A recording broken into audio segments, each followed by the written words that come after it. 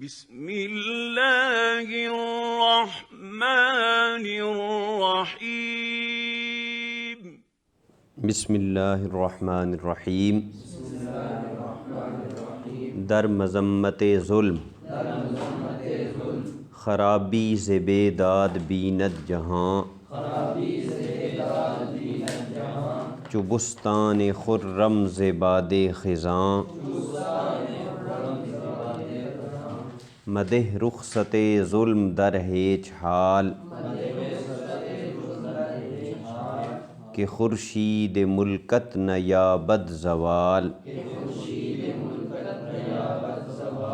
کسے کاتش ظلم زد در جہاں برآورد از اہل عالم فغاں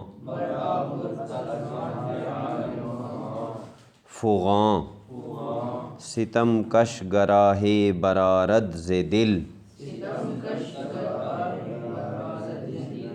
زند سوز او شعلہ در آب و گل مکن بر ضعیفان بیچارہ زور بیندیش آخر ز تنگی گور بآزار مظلوم مائل مباش ز دود دل خلق غافل مباش مکن مردم آزاری اے تند رائے کہ ناگہ رسد بر تو قہر خدا ستم بر ضعیفان مسکین مکن کہ ظالم بدوزخ رود بے سخن مذمت کا معنی برائی، ظلم کا معنی ناانصافی زیادتی، ناانصافی کی برائی کے بیان میں خرابی کا معنی ہے برباد ہو جانا، کسی جگہ کا، کسی ملک کا، کسی علاقے کا برباد ہو جانا۔ ز بیداد ناانصافی کی وجہ سے، بیداد کا معنی ناانصافی، ز بیداد کا معنی ہوگا ناانصافی کی وجہ سے۔ بیند کون سا صیغہ ہے؟ دیدن کا مضارع ہے، دیدن کا مضارع ہے۔ دیدن کا معنی کیا ہوتا ہے؟ دیکھنا۔ بیند کا معنی ہوگا دیکھتا ہے۔ جہان، جہان، بستان باغ کو کہتے ہیں۔ خرم کا معنی ہوتا ہے تر و تازہ، بستان خرم، یہ دونوں مل کر ایک ہی چیز بن جائے گی۔ اس کا ترجمہ ہوگا تر و تازہ باغ، تر و تازہ باغ۔ ز باد خزاں، خزاں کی ہوا سے، باد کا معنی ہوتا ہے ہوا۔ خزاں اس موسم کو کہتے ہیں نا جس میں پتے وغیرہ گر جاتے ہیں درختوں کے۔ ظلم کی وجہ سے جہان بربادی دیکھتا ہے، جیسا کہ تر و تازہ باغ خزاں کی ہوا سے، یعنی جیسے تر و تازہ باغ ہو جس میں پھل لگے ہوں اور خزاں کا موسم آئے تو جیسے وہ ویران ہو جاتا ہے نا، ظلم کی وجہ سے جہان بھی اسی طرح برباد ہو جاتا ہے۔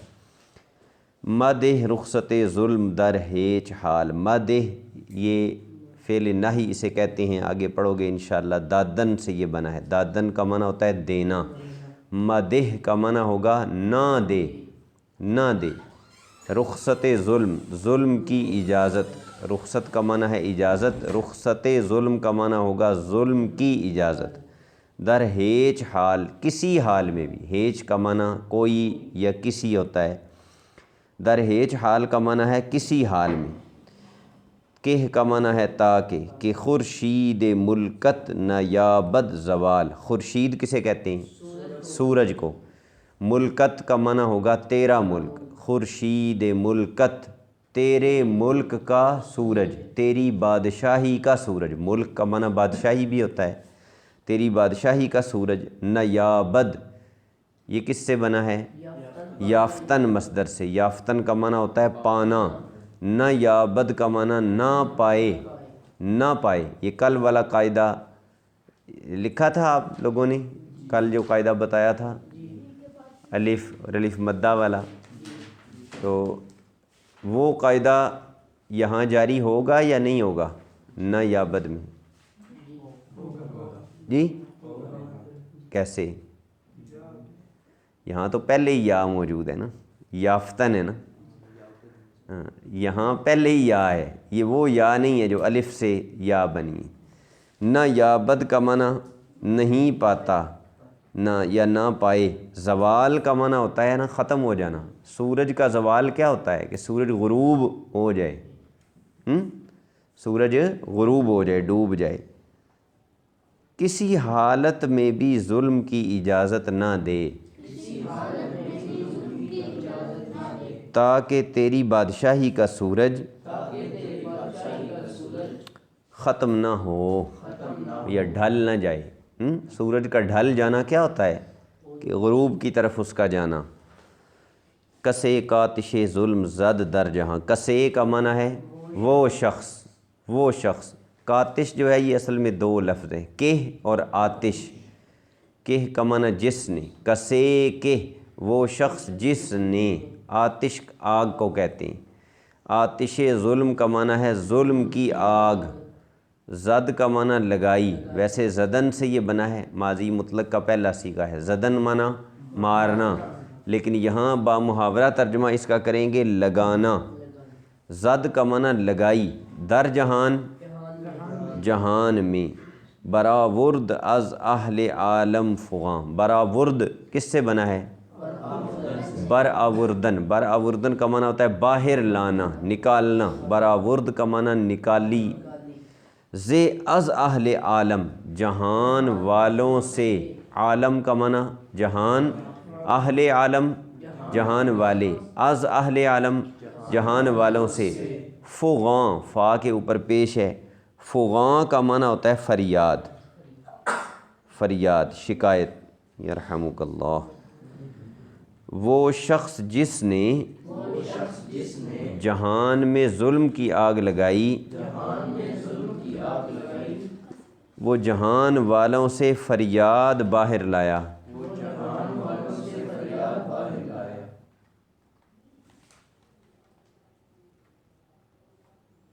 ستم کش گراہے برارد ز دل.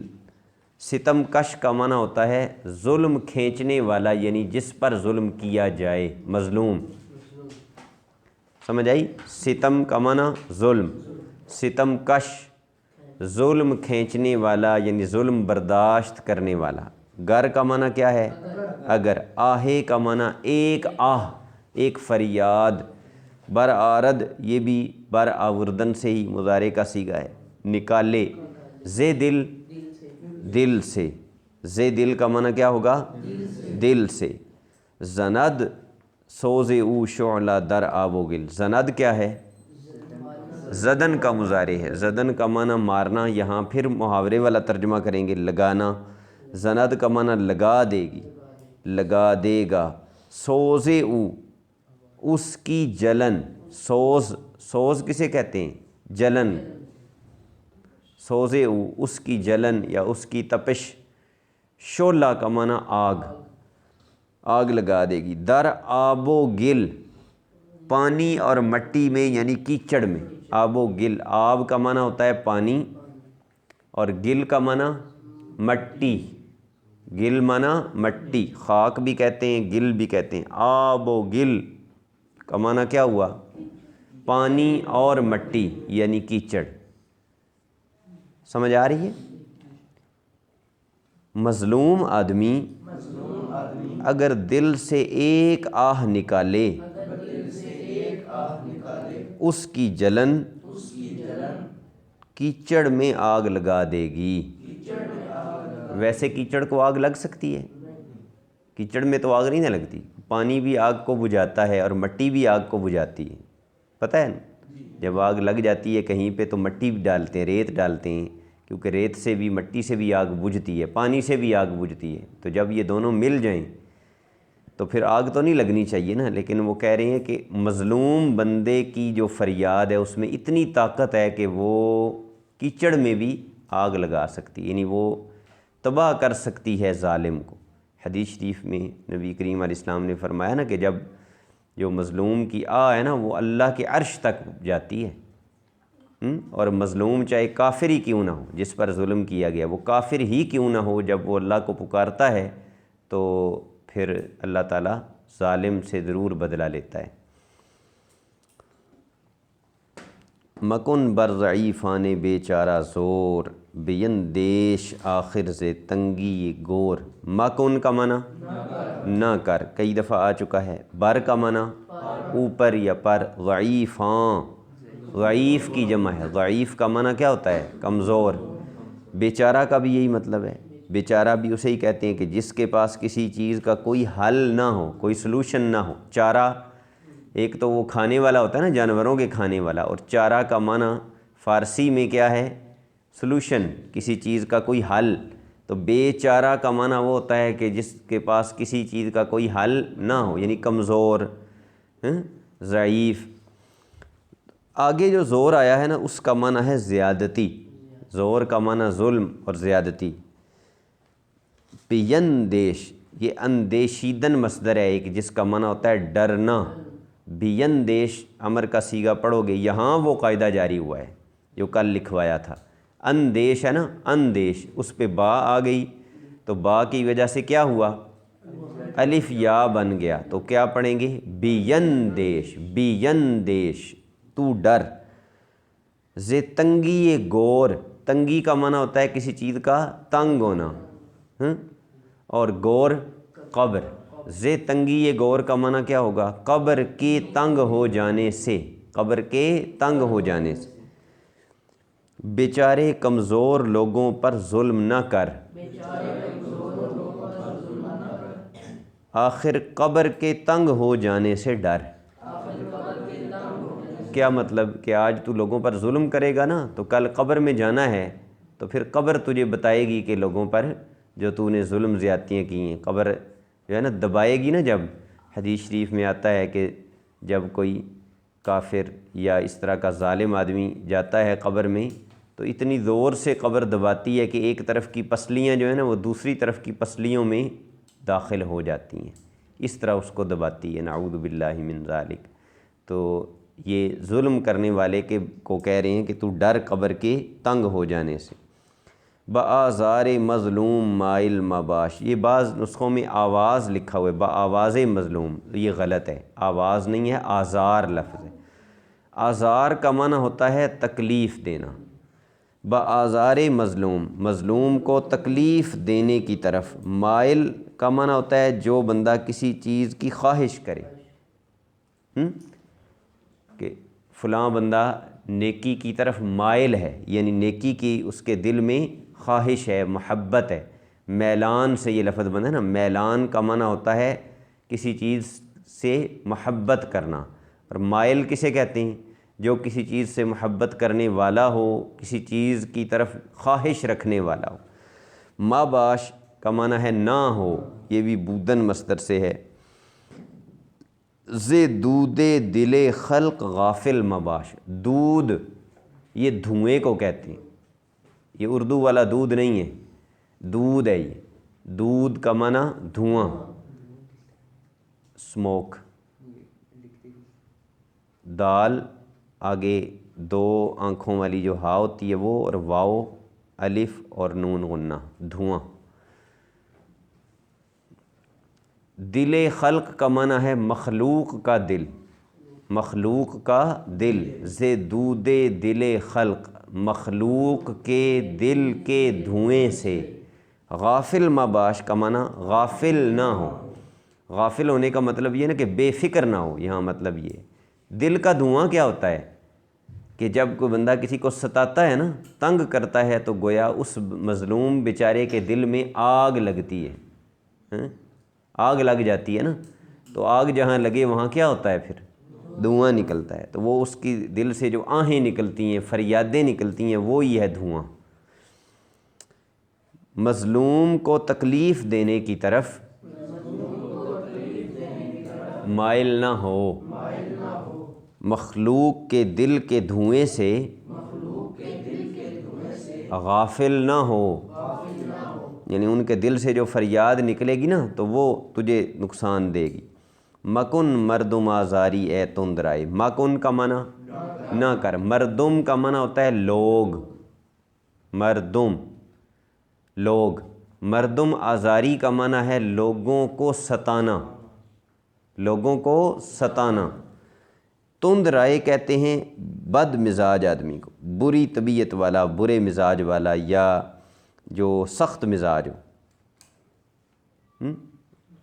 سخت مزاج سمجھ رہے ہو نا، کہ بات بات پہ جو غصے میں آئے اور زیادتی کرے لوگوں کے ساتھ، وہ ہوتا ہے تند رائے، برے مزاج والا، بد مزاج، اکھڑ، اردو میں اسے اکھڑ بھی کہتے ہیں۔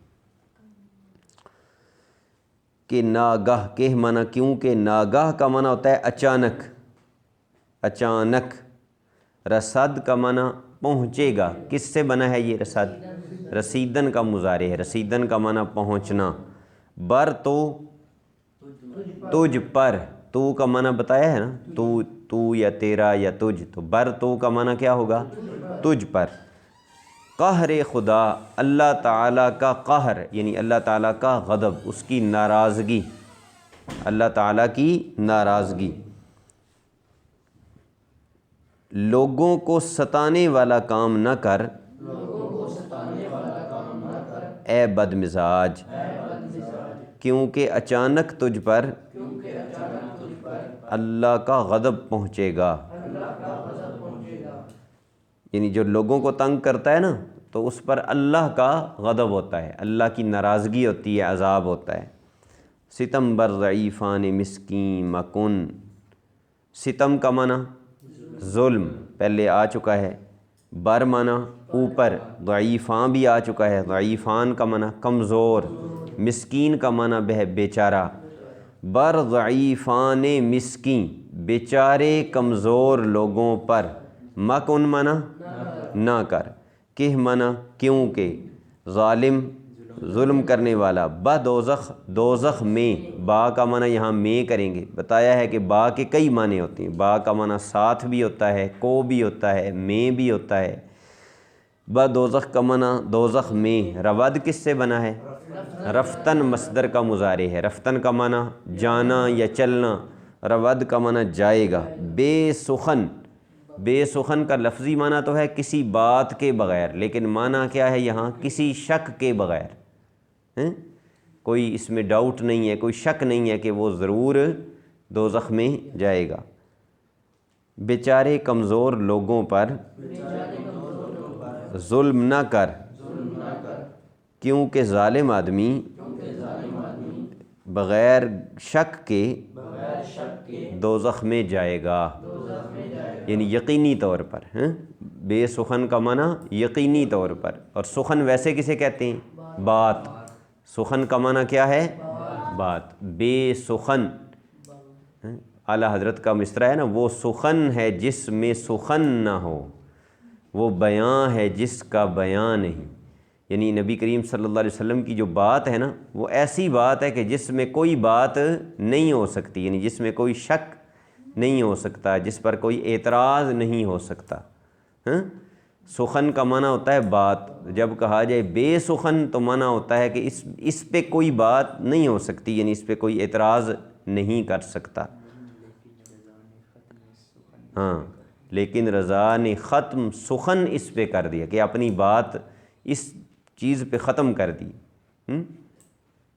تو سخن کا معنی بات ہے۔ اسی لیے میں کہتا ہوں نا کہ اردو اسی کو سمجھ آ سکتی ہے جسے فارسی آتی ہو۔ فارسی جو بندہ نہیں پڑھتا تو وہ اردو میں مہارت حاصل نہیں کر سکتا، خاص طور پہ شاعری کو سمجھنا، اردو شاعری کو، اس کا مزہ لینا، یہ وہی بندہ مزہ لے سکتا ہے کہ جسے فارسی زبان آتی ہے۔ سمجھ آ گئی ہے جی؟ کوئی پوچھنے والی بات ہے تو پوچھ لیں۔